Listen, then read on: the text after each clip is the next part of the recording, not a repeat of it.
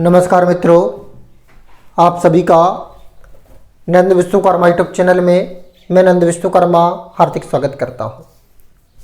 OBC को 27% आरक्षण के नाम पर धोखा।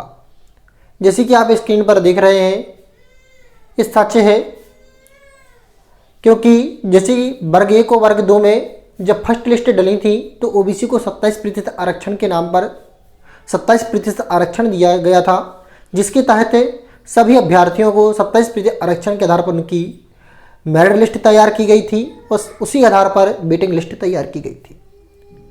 किंतु जब वेटिंग लिस्ट के लिए सेकंड काउंसलिंग उठाई गई तो उसमें से आप देख रहे हैं, क्योंकि वर्ग 1 और वर्ग 2 की वेटिंग लिस्ट के अभ्यर्थियों को ज्वाइनिंग मिल चुकी है, लेकिन वेटिंग लिस्ट की ओबीसी के किसी भी अभ्यर्थी का नाम नहीं है। इसमें स्पष्ट तौर पर ये निर्देश नहीं दिए गए कि क्यों नहीं है, लेकिन अधिकांशतः संभवतः ये अनुमान लगाया जा रहा है कि 27% आरक्षण होल्ड ओबीसी को होल्ड पर रख दिया है। ओबीसी का 14% आरक्षण दिया गया है और 13% आरक्षण जो कोर्ट ने नहीं दिया है वो होल्ड पर रख दिया है। वैसे ऐसा नहीं है कि सरकार ने दिया नहीं, सरकार ने अपनी तरफ से, गवर्नमेंट ने पूर्णतः प्रयास किया और इसी तहत उन्होंने 27% आरक्षण पर के आधार पर लिस्ट भी बनाई, लेकिन एक कोर्ट के संविधानिक के अधिकार के तहत था, जिसके कारण नहीं दिया। कोर्ट ने संभवतः कोर्ट की आदेश को अवहेलना नहीं की जा सकती थी, इसी कारण बनाई नहीं गई। लेकिन एक बात मैं विशेष तौर पर कहना चाहूँगा, जैसे यदि कोई टीम जीतती है तो उसमें यदि टीम जीत रही है तो भले ही कोई खिलाड़ी कितना अच्छा प्रदर्शन करे, नाम चलता है तो उस टीम के कप्तान का चलता है। इसी प्रकार यदि कोई परिवार में अच्छा कार्य कर रहा है तो उसके परिवार के मुखिया का नाम चलता है, और ऐसा नहीं कि यदि वह अच्छा कार्य करे तो मुखिया का नाम जाता है, चलता है। यदि टीम में गलत प्रदर्शन करती है तो सबसे अधिक खामियाजा भी उसके कप्तान को भुगतना पड़ता है। और इसी प्रकार परिवार की स्थिति है, तो मैं पूर्णतः मानता हूं कि सरकार ने अपनी तरफ से भरपूर प्रयास किया कि क्योंकि वो करना भी पड़ता। क्यों करना पड़ता? क्योंकि जो गत सरकार थी वह 27% आरक्षण दे चुकी थी। ओबीसी की बाहुल्य एमपी में है, जिसके तहत उन्हें नजरअंदाज नहीं किया जा सकता, तो इसलिए सरकार ने भी अपनी तरफ से पूर्णतः प्रयास किया। किंतु कहीं ना कहीं कमी थी, क्योंकि जैसे कि मैंने बताया, यदि किसी को अच्छे कार्यों का श्रेय मिलता तो बुरे कार्य का श्रेय भी उसे ही जाता है। बुरा तो अपनी तरफ से भले कोई करे अथवा ना करे, लेकिन दोष आरोपण किया जाएगा। कमी क्या थी? सबसे बड़ी कमी थी, जैसे कि आपको जानकारी कि हमारे हाथ में 27% आरक्षण नहीं है। ये सब कोर्ट के आदेश अनुसार है। तब आप क्या कर सकती थी? मैं अपनी पर्सनल राय दे रहा हूं, 14% आरक्षण के आधार पर ही लिस्ट तैयार करती। अब आप लोग भी ओबीसी हैं, मैं भी में से ओबीसी का ही हूं।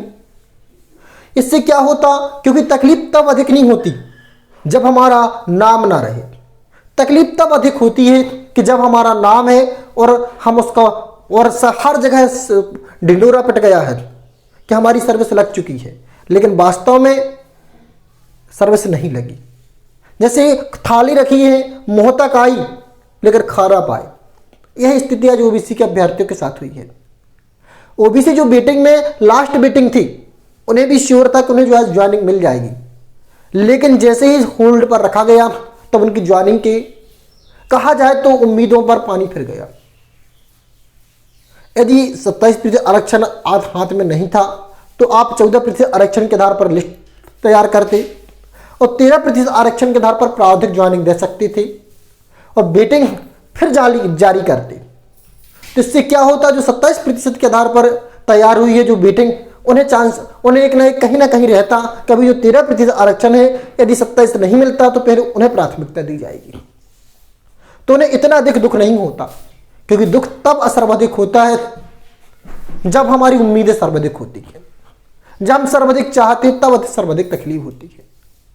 यदि प्रावधानिक 13% की होती तो आज ये तकलीफ जो ओबीसी का अभ्यर्थी को हो रही है ये नहीं होती, क्योंकि इससे ये होता कि जो 13% है वो प्रावधान दी गई है, अर्थात यदि गवर्नमेंट का जैसे कोर्ट का जैसा आदेश रहेगा उसी प्रकार का निर्णय लिया जाएगा। तो इस कारण से कोर्ट का निर्देश आया कि 27 नहीं मिला है संभवतः, तो 13 उन्हें पहले प्राथमिकता दी जाएगी। इसका तकलीफ सर्वाधिक नहीं होती, तकलीफ तो होती ही, क्योंकि जॉब मिलना गवर्नमेंट एक जिंदगी की सबसे अमूल्य खुशी होती है, जिसको मैं अपने शब्दों में बयान नहीं कर सकता हूं। अब कई अभ्यर्थियों को तो ऐसा तक हुआ है कि उनके वेटिंग जिनकी नज़दीक है, 1 या 2 वेटिंग है, तो उनका तो लगभग क्लियर ही था कि उनका जैसे ही वेटिंग उठेगी उनका नाम आ जाएगा, तो उसी उम्मीद में शादियां तक सेट हो चुकी थी।